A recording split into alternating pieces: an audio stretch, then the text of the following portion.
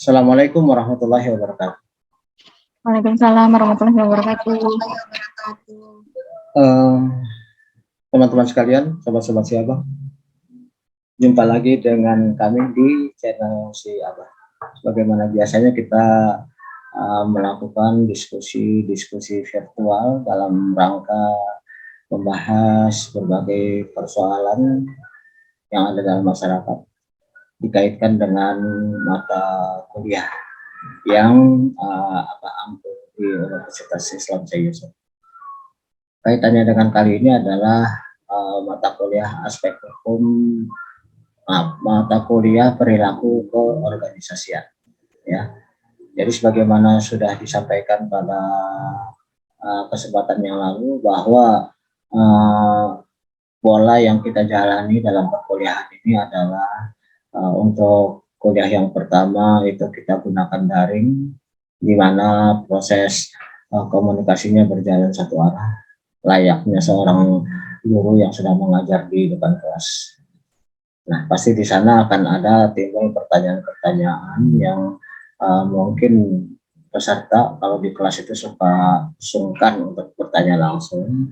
Maka kemudian kita bentuk suatu sesi tersendiri, yaitu melalui podcast virtual untuk membahas pertanyaan-pertanyaan terkait dengan kuliah yang sudah disampaikan. Jadi dengan demikian setiap kali kuliah, lalu kemudian ada sesi tanya jawab, diskusi virtual, kemudian kuliah lagi, kemudian ada diskusi virtual, dan seterusnya begitu, sehingga diharapkan pemahaman peserta akan materi kuliah yang disampaikan oleh dosen itu akan bisa lebih dipahami dengan baik, ya. Dan memang dalam diskusi virtual ini kita tidak mengundang seluruh kelas, tetapi hanya beberapa orang saja yang menjadi perwakilan. Oleh karena itulah maka dalam kesempatan kali ini hadir teman-teman dari Fakultas Ekonomi dan Bisnis, yaitu tapi saya pikir lebih baik masing-masing aja memperkenalkan diri sendiri, ya. Silakan deh memperkenalkan diri sendiri, ya, supaya lebih fair, supaya jangan saya yang sebutin. Mulai dari Dedi, silakan Dedi. Ya, Assalamualaikum warahmatullahi wabarakatuh. Perkenalkan, nama saya Dedi Hamdi, saya dari Fakultas Ekonomi dan Bisnis, Prodi Manajemen, dari kelas 3F. Next, Sukarti. Assalamualaikum, perkenalkan nama saya Sukarti dari kelas 3F Universitas Islam Syekh Yusuf, Prodi Manajemen. Kelihatannya sedih amat, Karti, memperkenalkan dirinya. Ya, berikutnya, Bismillah. Assalamualaikum warahmatullahi wabarakatuh. Perkenalkan, nama saya Ismia dari kelas 3F Universitas Islam Syekh Yusuf, Prodi Manajemen. Oke, sebelum dimulai tanya jawab, saya ingin sedikit mengulang apa yang disampaikan oleh saya sendiri waktu pelajaran yang lalu, bahwa perilaku organisasi itu merupakan suatu bidang studi yang mencoba untuk mendalami bagaimana sih sebenarnya perilaku dari orang-orang baik secara individu maupun kelompok akan mempengaruhi tingkah laku organisasi. Tingkah laku organisasi di sini tentu maksudnya adalah visi misi mereka, lalu kemudian juga kebijakan-kebijakan yang dijalankan, dan kemudian putusan-putusan yang mereka lakukan, sehingga hal tersebut akan kembali mempengaruhi para individu maupun kelompok yang ada di dalam organisasi, termasuk juga akan mempengaruhi lingkungannya, ya. Suatu organisasi yang makin besar, maka pengaruhnya terhadap lingkungan juga akan makin besar.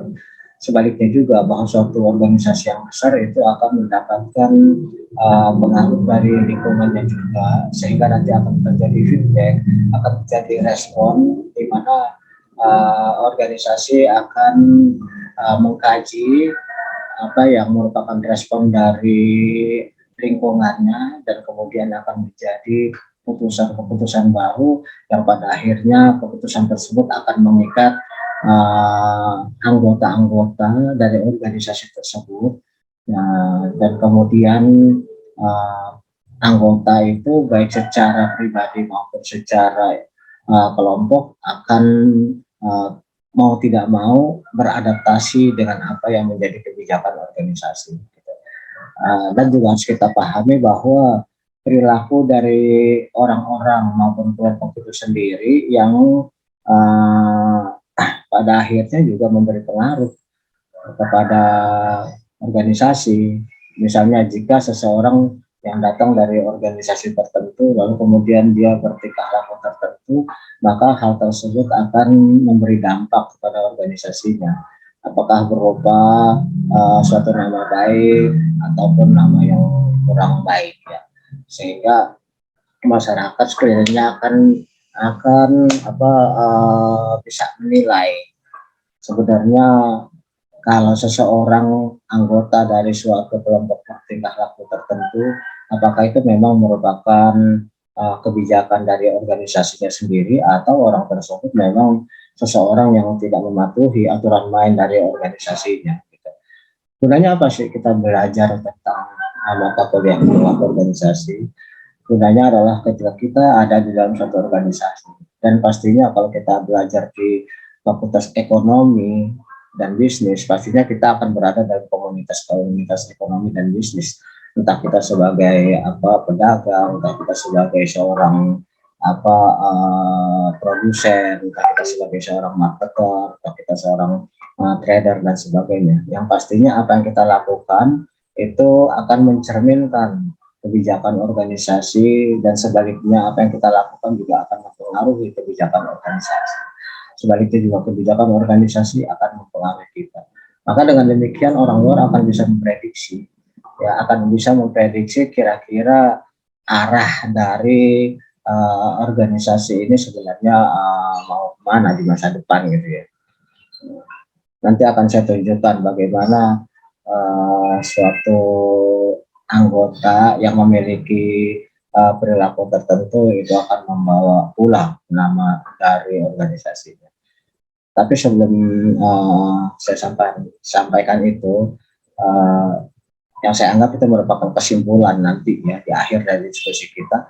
Maka pada kesempatan ini saya persilakan masing-masing untuk menyampaikan pertanyaannya terkait dengan materi kuliah yang pernah disampaikan pada minggu yang lalu. Silakan, Kartik.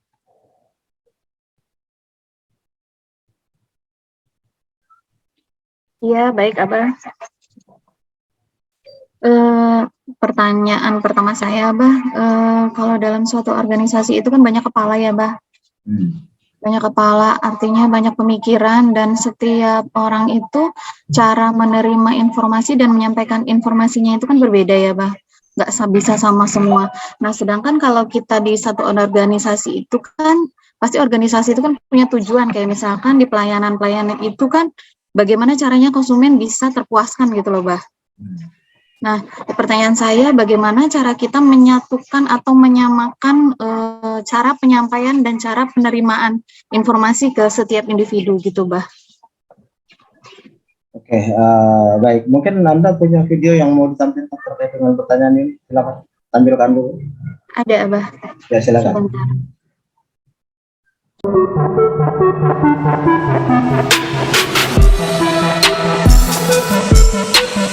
Kosong, Kak. Emang kosong ya, emang kosong, barangnya disuruh ganti. Jadi saya mikir lagi dong mau ganti apa. Kecuali barangnya emang salah saya gitu pemesanannya ya. Pakai dilempar lagi. Udah cepet ganti aja. Kak, tadi kan saya antri, saya udah punya pilihan nih, saya nggak langsung di sini. Saya bilang, saya mau ini, nah ternyata kosong Kak, nggak cukup katanya. Ya udah saya mikir lagi dong Kak, mau diganti apa ya Kak? Disuruh cepetan.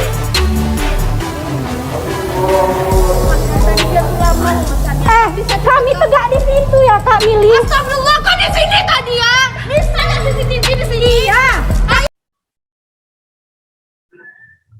Oke, jadi terkait dengan pertanyaan tadi, ya, tentang bagaimana seseorang yang berasal dari suatu komunitas, dari suatu organisasi itu bisa bertingkah laku tertentu, dan bagaimana melakukan suatu proses di dalam organisasi supaya semua yang ada di dalam itu memiliki tingkah laku yang sama. Saya pikir di dalam satu organisasi pasti ada unit ya, unit yang dinamakan sebagai Human Resource Development, pengembangan SDM. Nah, ini merupakan salah satu fungsi dari unit tersebut, di mana dia memiliki tanggung jawab, memiliki tugas pokok untuk melakukan pembinaan terhadap semua internal organisasi, mulai dari yang paling atas sampai kepada yang paling bawah, untuk supaya satu suara, jangan sampai suaranya itu sumbang yang pada akhirnya akan merugikan organisasi. Di dalam video yang kamu sampaikan tentang seorang konsumen yang bertengkar dengan pelayan dari suatu swalayan, ya, di mana antara mereka terjadi kesalahpahaman, ya, dan kemudian kedua belah pihak itu sama-sama bersikeras, ya, sehingga kemudian yang muncul adalah emosional. Dalam hal ini tentu si konsumen nanti akan bisa menilai sebenarnya si pelayan itu bertindak apakah sudah merupakan kebijakan dari swalayan, dalam arti kok bisa bertindak mengeluarkan kata-kata keras, apakah nanti itu bisa tidak membawa nama buruk bagi swalayan itu sendiri, ya. Dan inilah memang fungsi dari Human Resource Development atau HRD atau bagian SDM atau bagian pembinaan kepegawaian atau karyawan, untuk supaya orang-orang apalagi yang ada di front desk, yang ada di customer services, yang ada di pelayanan, yang ada di bagian depan bertemu langsung dengan konsumen di front line, itu pastinya harus memiliki suatu perilaku yang standar. Kan pastinya mereka juga akan besar kemungkinan untuk bertemu dengan konsumen yang mungkin saja rewel, konsumen yang banyak nuntut, konsumen yang katakanlah bersikap tidak nice. Itu pasti, kan tidak bisa dipastikan juga bahwa yang namanya konsumen itu semuanya baik. Walaupun memang ada customer is king, tapi bukan berarti seorang pelayan kemudian bisa begitu saja diperlakukan yang tidak baik kalau konsumennya sendiri yang berperilaku tidak nice, tidak baik, ya. Di media sosial, sebuah video yang memperlihatkan karyawan Alfamart memergoki wanita yang mengambil coklat tanpa membayar. Adapun dalam video nampak seorang karyawan Alfamart yang menghentikan wanita yang hendak pergi naik mobil Mercy setelah mencuri coklat.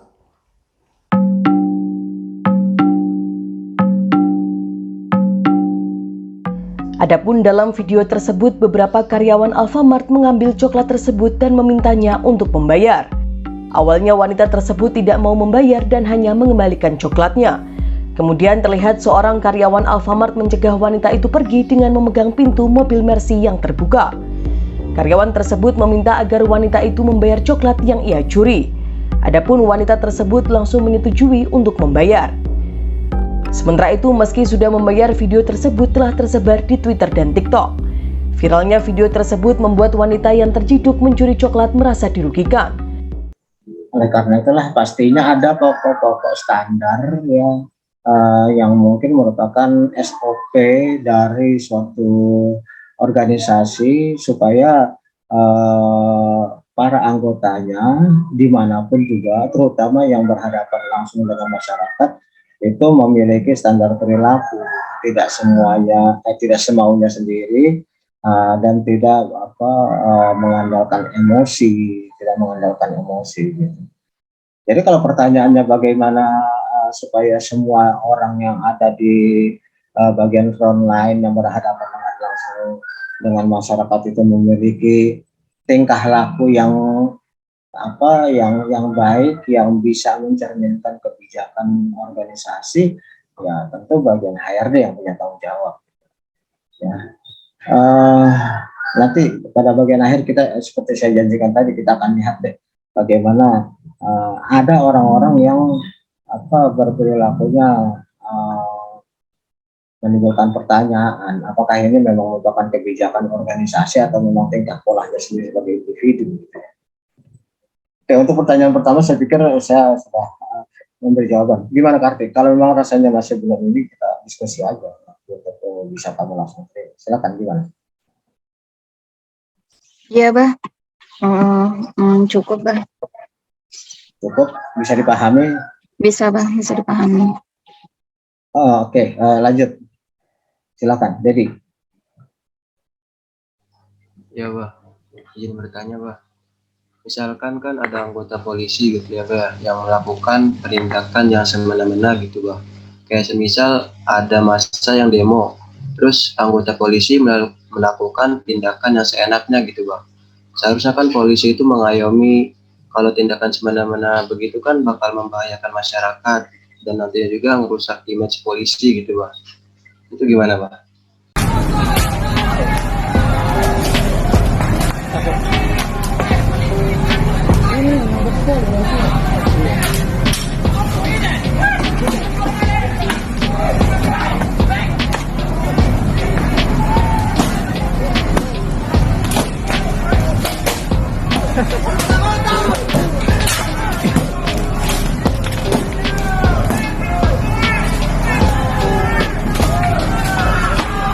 Polisi nak busur, polisi nak busur.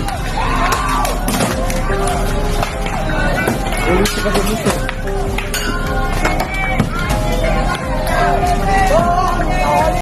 Baik, sama dengan pertanyaan yang disebutkan oleh Kartik, bahwa setiap organisasi pasti punya SOP, standar operational procedure, artinya prosedur untuk melakukan sesuatu secara prosedural, ya ada standarnya.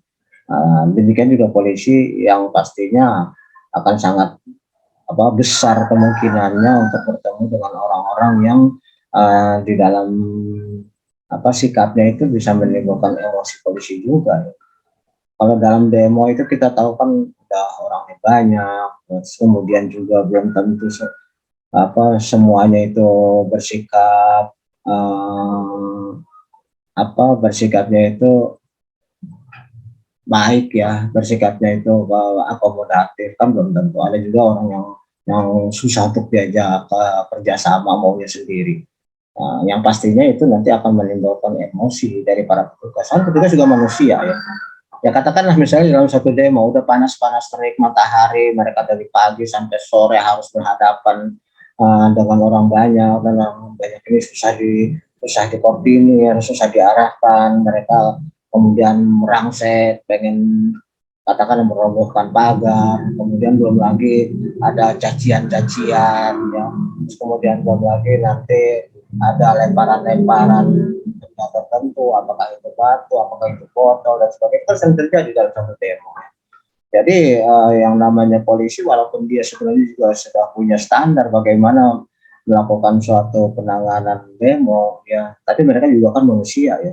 Dalam arti kadang-kala mereka juga lepas kontrol, mereka juga akan kalau emosinya kemudian menjadi terpancing dalam situasi seperti itu, sehingga pada akhirnya mereka jadi emosi juga, ya katakanlah demonya ini, para demonstran ini susah diarahkan gitu ya, udah keluar caci maki, udah lemparan-lemparan, udah dari tadi si polisi juga capek jaga berdiri terus, kan nggak bisa jaga itu sambil duduk-duduk santai sambil ngopi, mana ada, ya kan mereka tetap siaga berdiri, panas terik ya, kalau sekarang lagi mendung berarti.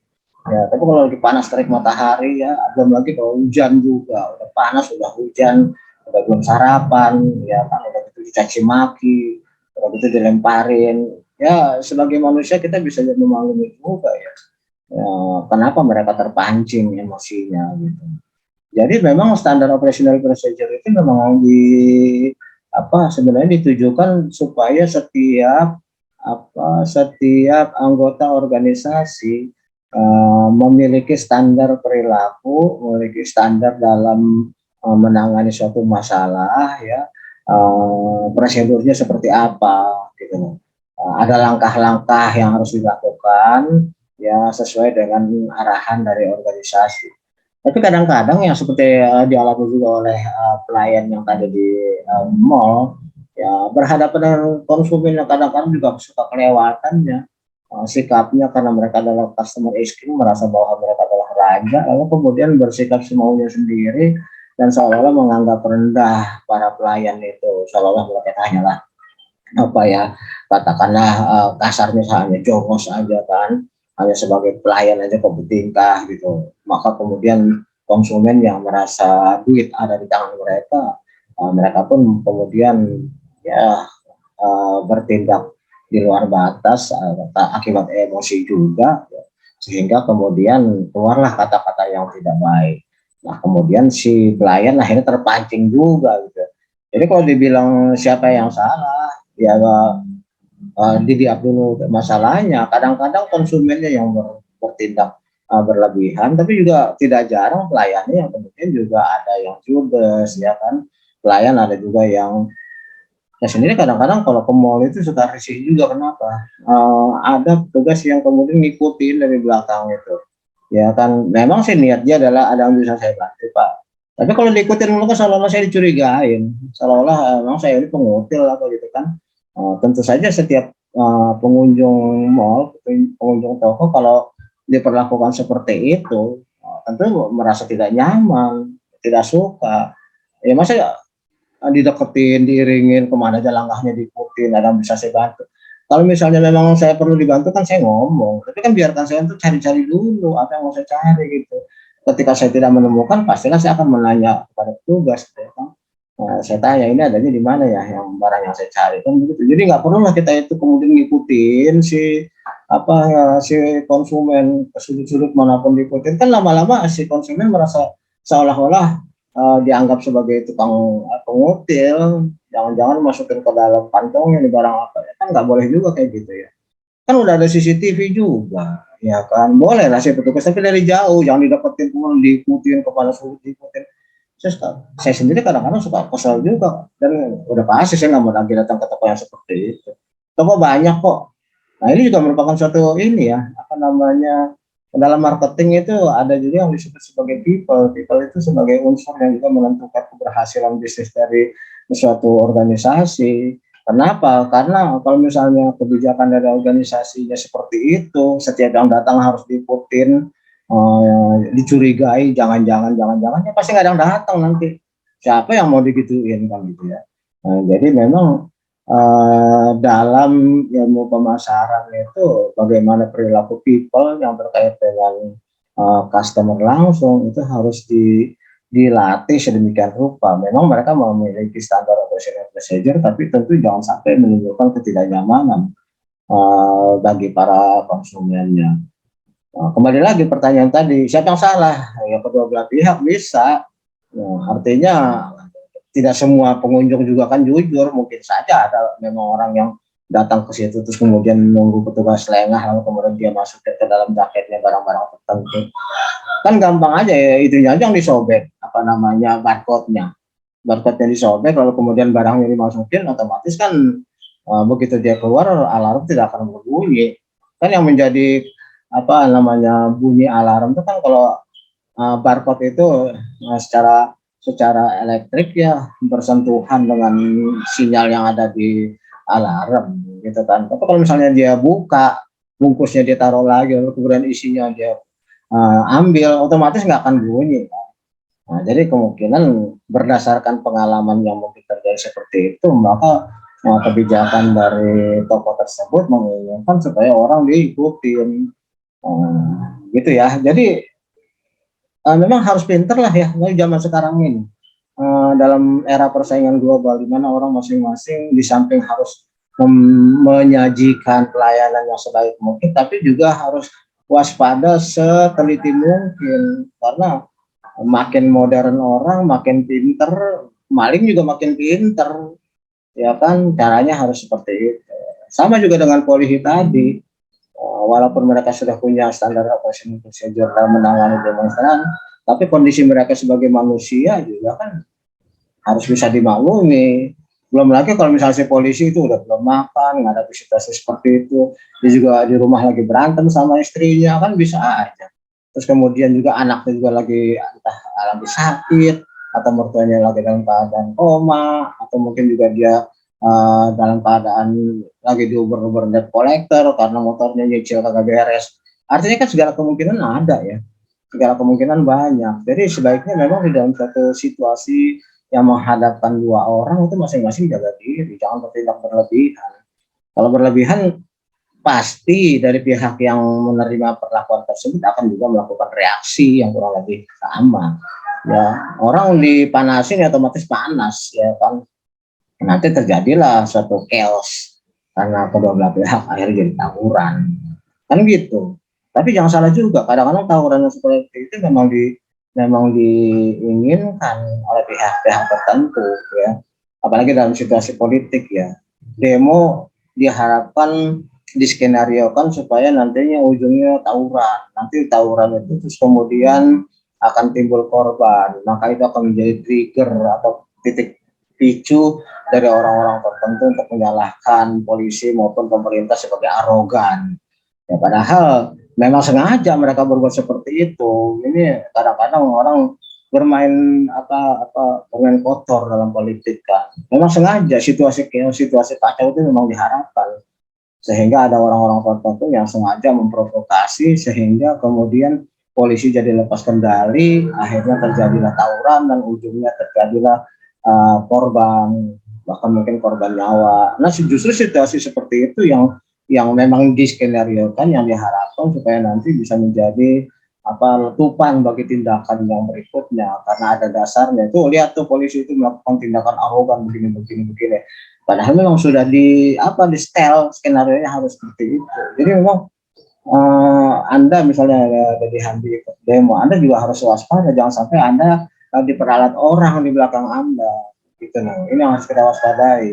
Saya sih sebenarnya dari dulu bukannya melarang mahasiswa untuk demo, silakan, itu adalah bagian dari hak Anda sebagai warga negara. Ya boleh aja Anda berhak menyuarakan, tapi yang namanya menyuarakan kan tentu kontennya itu cocok ya. Sekarang saya tanya, kalau misalnya ada orang yang memaki-maki presiden dengan kata-kata kotor, itu kritik atau caci maki, apa hubungannya? Kok ada keluar kata-kata presiden begini, presiden begitu? Sebenarnya nggak ada hubungannya dengan konten yang mereka sampaikan. Nah, itu memang yang saya khawatir menjadi seperti yang saya katakan tadi, titik picu memancing emosi dari pihak yang menjaga keamanan. Andai kata orang-orang tersebut kemudian berhasil memancing emosi, lalu kemudian diringkus pada saat itu juga, saya yakin massa akan jadi bergerak ya. Massa bergerak untuk melindungi, lalu kemudian terjadilah tawuran, terjadilah kemudian suatu situasi yang tidak terkendali. Pada akhirnya terpaksa polisi kemudian menembakkan senjatanya, walaupun peluru karet, tapi tetap saja itu merupakan satu senjata yang pada akhirnya justru ini memang diskenariokan oleh para penunggang itu, para politik busuk yang memang sengaja memanfaatkan mahasiswa. Makanya sering saya pesan sama mahasiswa itu, Anda harus ngerti politik, jangan sampai Anda dipolitikin. Bukan dilarang Anda demo, tapi Anda harus ngerti masalah dan jangan kebablasan. Jangan sampai nanti Anda terpancing emosi sehingga kemudian Anda mengeluarkan tindakan atau kata-kata yang sebenarnya nggak ada kaitannya dengan tema demo. Suatu penyampaian aspirasi yang baik kan kalau memang masih dalam koridor dan kemudian menyampaikan alternatif. Kalau dikatakan presiden salah, bagusnya bagaimana kan gitu, itu oposisi. Tapi kan sekarang di Indonesia itu kebablasan ya, posisi itu nggak ada ujung pangkalnya, itu yang penting mereka beda aja. Yang penting mereka nggak setuju aja. Pokoknya kalau udah pokoknya susah ya. Kalau pakai pokoknya. Sekarang pertanyaan, andai kata kemudian pemerintah digantikan, apakah yang menggantikan akan lebih baik? Siapa yang jamin? Siapa yang jamin pemerintah yang akan menggantikan itu akan lebih baik? Karena mereka juga berniat hanya untuk menggantikan, bukan untuk mencari alternatif kebijakan, tapi untuk menggantikan orangnya. Nah, berarti kan nggak ada jaminan bahwa kemudian yang baru yang menggantikan itu akan lebih baik. Saya pikir begitu ya. Jadi memang ada situasi-situasi yang membuat orang menjadi lepas kendali lah, karena itulah kedua belah pihak harus waspada. Para demonstran ya harus ngerti bahwa memang petugas itu juga manusia juga, sama dengan kamu juga, yang mungkin saja mengalami hal-hal yang membuat mereka jadi lepas kendali. Jadi kita mengendalikan diri, mereka juga harus kita jaga jangan sampai lepas kendali. Barulah demo itu jadi demo yang sehat. Oleh karena itu kita harus jangan sampai kita dipolitikin orang yang memang maunya situasi seperti itu, kita jadi korban. Kita jadi korban, kita kena tembak, kita kena masuk penjara, sementara orang yang jadi mastermind di belakang itu yang menginginkan situasi tidak benar, apakah akan mendukung Anda? Enggak, mereka akan bilang, saya nggak kenal Deddy Hamdi, siapa itu? Begitu, mereka gampang aja cuci tangan. Siapa itu? Padahal kamu kan kena emosi, lepas kendali, akhirnya bertindak yang di luar koridor, di luar batas. Yang kena ya kamu sendiri, kan gitu. Oke, Ismia, gimana pertanyaannya?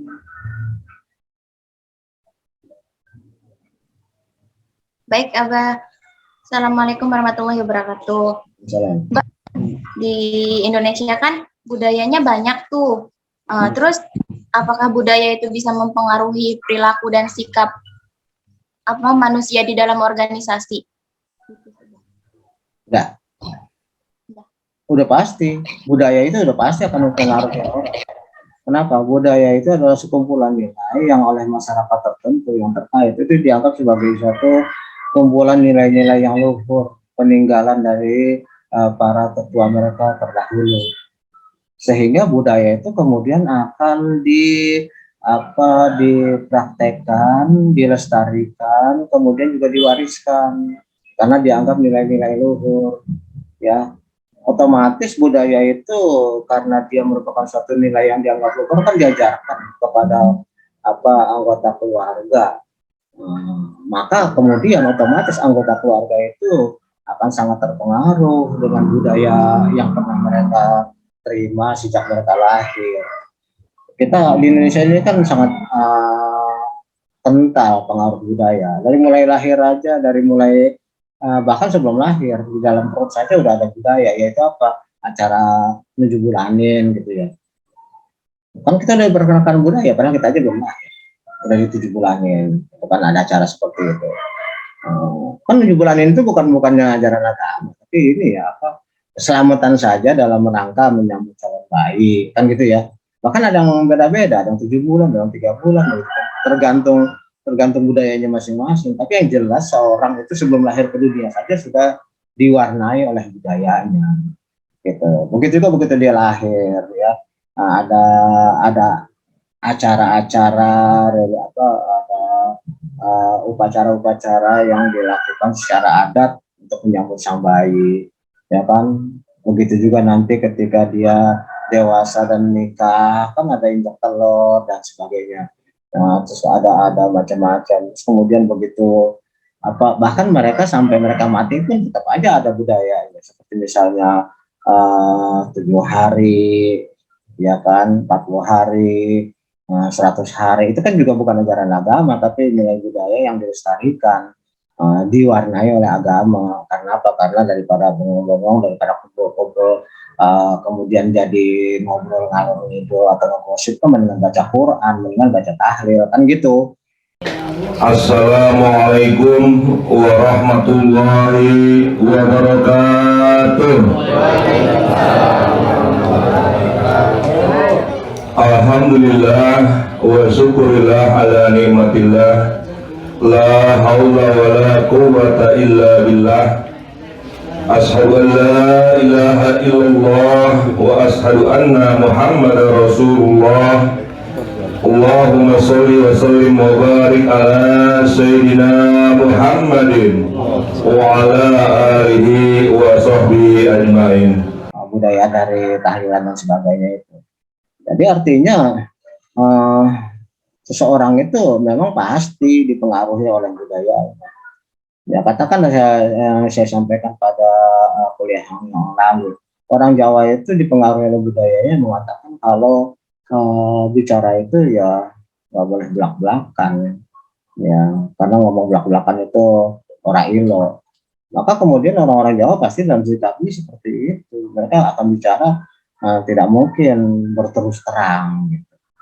Tapi sebaliknya orang dari Sumatera Utara, orang Batak menganggap bahwa budaya mereka menilai orang yang ngomong tidak terus terang itu berarti punya niat-niat yang tidak baik, niat yang tersembunyi. Makanya mereka menganggap bahwa ngomong belak-belakan itu adalah sebagai suatu sikap yang jujur. Ya, jadi kalau Jawa itu titik tolak ukurnya adalah masalah kesopanan, maka kalau orang Batak itu masalah kejujuran. Berarti kan beda-beda. Berarti dalam tingkah laku mereka, termasuk dalam tingkah laku politik mereka, ya pasti juga akan terpengaruh oleh budaya. Kan saya ceritakan bagaimana komunikasi politiknya Pak Harto pada kuliah yang lalu, ya kan? Komunikasi politiknya Pak Habibie, komunikasi politiknya Gus Dur, dan sekarang Jokowi, itu semua tidak bisa tidak dipengaruhi oleh budaya mereka. Makanya kemudian ketika dalam satu organisasi yang di mana mereka berkumpul orang-orang dari berbagai macam budaya, ya, di samping orang berbagai macam tingkah lakunya, karakternya, sifatnya, ya otomatis lah semuanya itu harus bisa dikendalikan. Makanya itu harus ada standar operasional procedure, maksudnya di situ, karena sebagai suatu acuan dalam organisasi itu bagaimana bertingkah laku, gitu. Baik di dalam berhadapan dengan konsumen seperti yang di mall, maupun para polisi yang berhadapan dengan para demonstran. Ya, sebab kalau tidak ada SOP seperti itu, maka dalam melayani konsumen maupun menghadapi demonstran yang keluar budaya mereka kan repot. Demonstran dihadapkan dengan orang, katakanlah mohon maaf kata orang Jawa nggak biasa ngomong belak-belakan. Kalau usah ngomong tabok itu orang kan gitu. Sebaliknya satu lagi, karena biasa ngomong belak-belakan nggak usah pakai ini, maka nggak nabok tapi mulutnya yang nyakitin, kan misalnya begitu kalau budayanya masing-masing. Maka diperlukanlah standar. Kamu dari mana, kayak mau orang Padang, mau orang Betawi, mau orang Jawa, tapi di institusi kita yang berlaku seperti ini, gitu. Jadi SOP itu dibutuhkan untuk menyeragamkan perilaku dari orang-orang yang ada di dalam organisasi. Kira demikian ya, terima kasih Ismia, Dedi Hamdi, dan seperti mudah-mudahan apa yang kita bicarakan akan mendatangkan manfaat bagi teman-teman lain yang ikut mendengarkan. Dan terutama ini akan menjadi kuliah juga bagi kamu, yaitu kuliah kedua nanti.